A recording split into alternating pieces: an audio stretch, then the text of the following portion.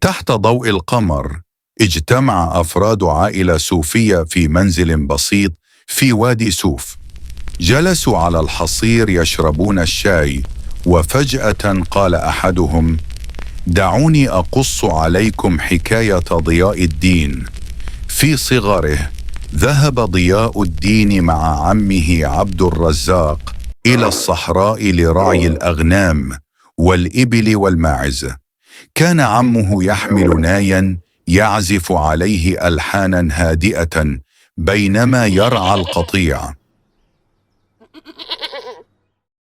وفي إحدى الليالي بينما كان ضياء نائما بجانب عمه، استيقظ على صوت عزف ناي في الظلام. فتح عينيه بدهشة فوجد عمه لا يزال نائما.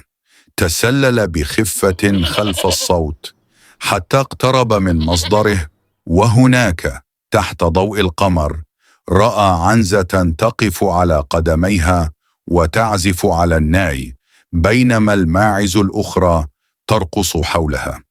تجمد في مكانه، وعندما رأته العنزة توقفت عن العزف وحدقت فيه، ثم صاحت: إنه يراقبنا، أمسكوه.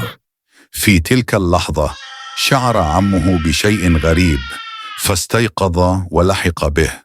أمسك به من كتفه وسأله: لماذا خرجت؟ وهل أنت من يعزف؟ أجاب ضياء: لم أكن أنا، كانت عنزة.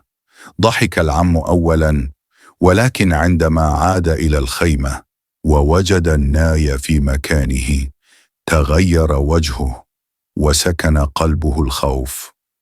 وفي الفجر قرر الاثنان الرحيل من ذلك المكان، تاركين وراءهما لغزا لن ينسى.